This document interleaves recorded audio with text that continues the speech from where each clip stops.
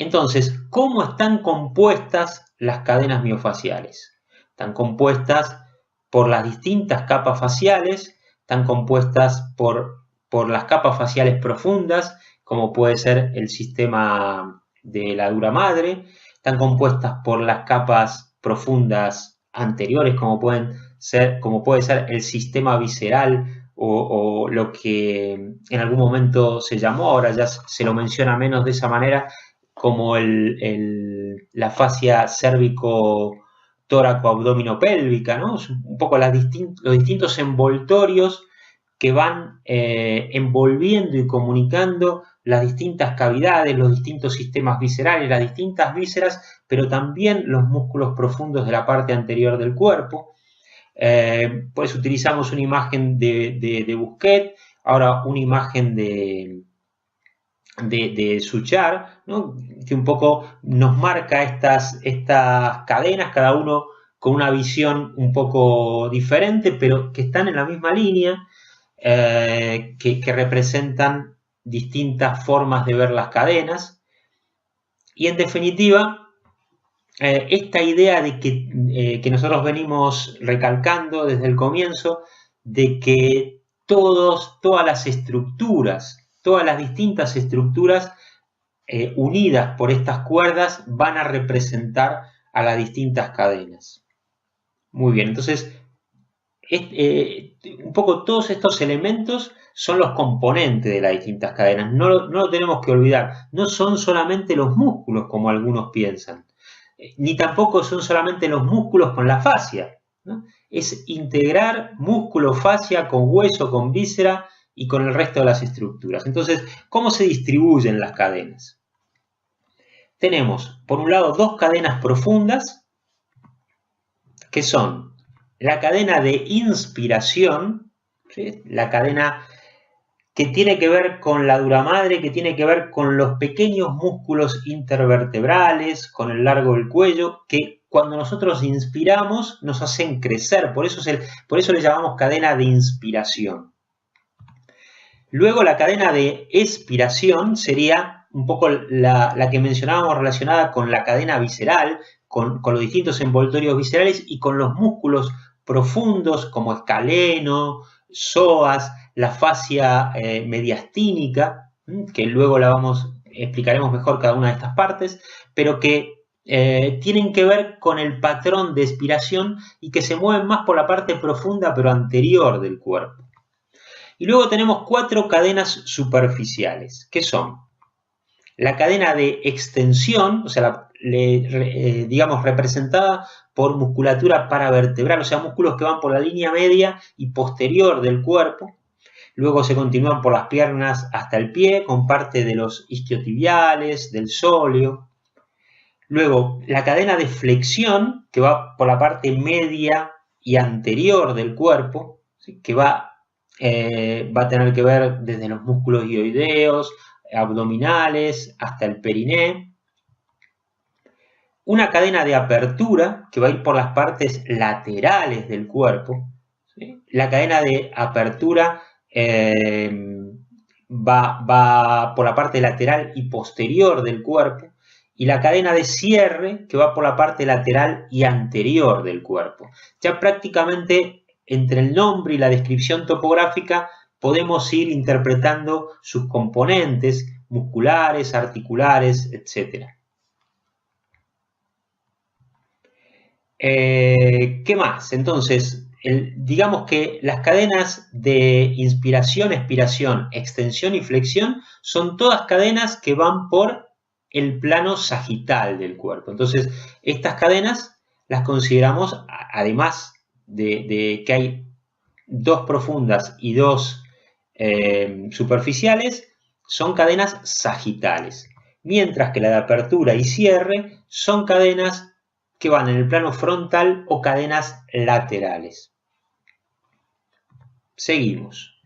Entonces, aquí tenemos el mapa de las cadenas miofaciales nuevamente, con la referencia de, según el color, cada una de las cadenas miofaciales. Como vemos, hemos colocado solamente 5 colores, 5 cadenas, por lo que mencionamos antes que las cadenas de inspiración-expiración la vamos a considerar una cadena doble con las salvedades y diferenciaciones que estamos haciendo y que vamos a seguir haciendo, pero vamos a considerar una cadena doble, ¿sí? Digamos, son cadenas profundas, la parte que va por la parte más posterior en general forma parte de la cadena de inspiración y por la parte anterior la cadena de expiración, pero trabajan en una sinergia y aparte se complementan entre sí y se integran, o sea, muchas estructuras musculares sobre todo forman parte de las dos cadenas según la acción que estén ejecutando.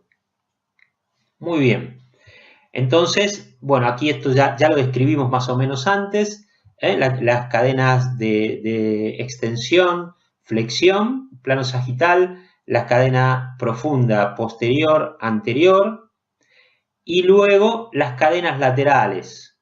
Básicamente vamos a recalcar ahora el punto que ya mencionamos, pero ahora lo vamos a integrar, que es los puntos de anclaje primarios, ¿no?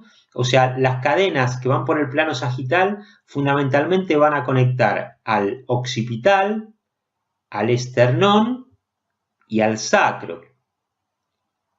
Y por último, al calcáneo.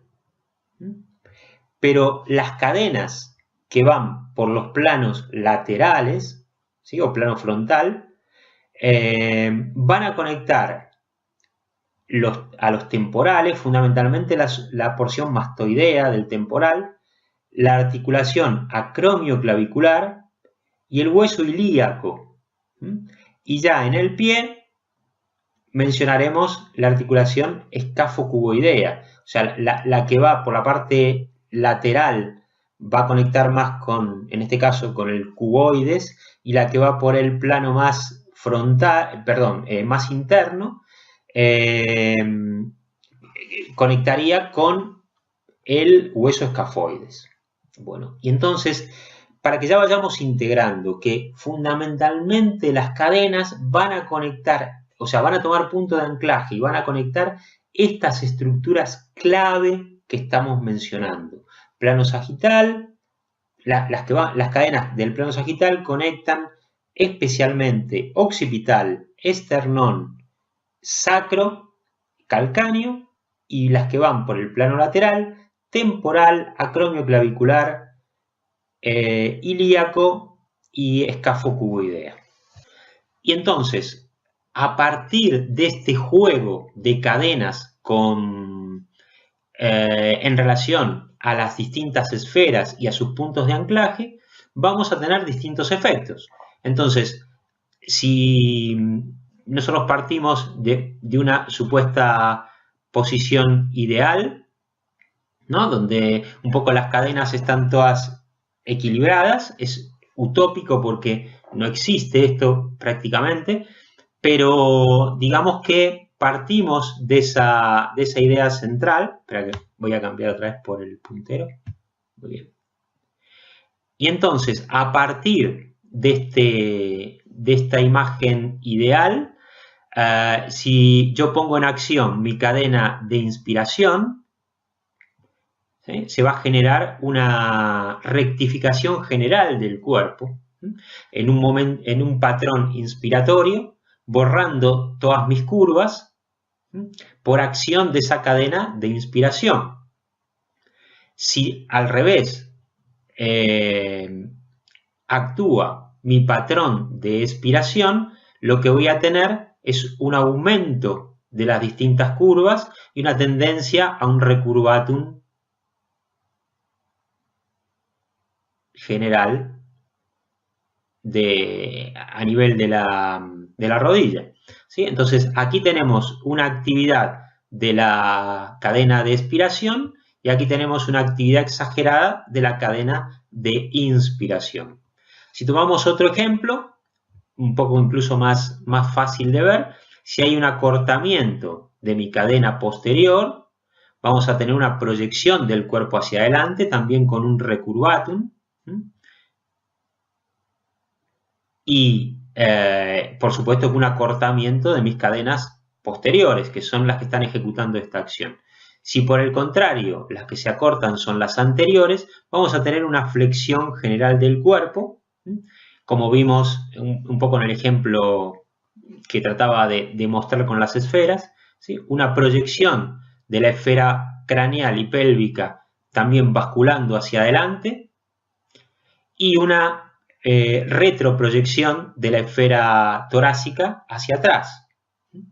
Y luego tendremos las cadenas laterales, ¿sí? Una que me va a cerrar el cuerpo, que si la vemos de perfil vamos a ver que me aumenta las distintas curvaturas, y otra que me va a expandir el cuerpo transversalmente, que esta sería la de apertura, la que vimos anteriormente, la de cierre, y que si la vemos en el plano sagital, por acción de los músculos pelvitrocanterios vamos a tener una proyección de la pelvis hacia adelante, o sea, una antepulsión o anteproyección de la pelvis. Bueno, esto es más o menos lo que generan las distintas cadenas sobre el cuerpo, dicho de una manera sintética, como para que vayamos teniendo una idea y luego vamos a seguir profundizando. Entonces, aquí partimos del patrón ideal, luego un patrón de inspiración, o sea, aquí se activó, vamos otra vez al lápiz, se activó la cadena de inspire o de inspiración, que toma punto fijo arriba cuando inspiramos y genera una rectificación. Luego aquí tenemos un patrón de expir o expiración, ¿sí? O sea, aquí la cadena anterior profunda tomó punto fijo inferior y a partir de ahí lo que hace es traccionar hacia abajo de todas las esferas, generando un aumento de las curvaturas, como vemos aquí. Bueno, aquí esta es más fácil de ver, que ya la vimos, sería la cadena de flexión, que lógicamente genera un cierre y una flexión general del cuerpo. La cadena de extensión, mucho más sencilla de ver, o sea, acortamiento posterior, proyección hacia adelante. Y luego las cadenas laterales que van a tomar punto de acción en las partes laterales del cuerpo, ¿sí? O sea, en esos puntos de anclaje laterales, generando en este caso una apertura y en este otro un cierre. Muy bien. Nos quedamos con esta idea global, luego la iremos profundizando, pero para que te vayas haciendo con la idea de nuestro modelo de 6 o 5 cadenas, que cada una va a ir generando un patrón.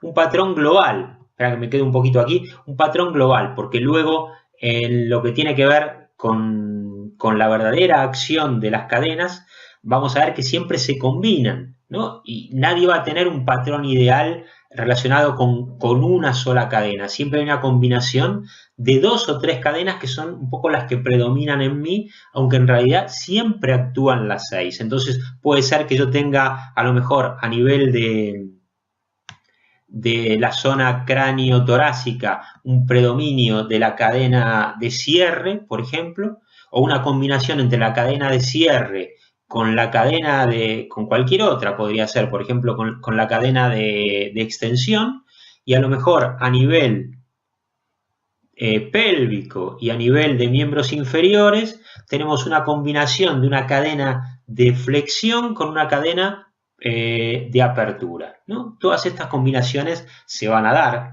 y poco a poco tenemos que aprender a reconocerlas.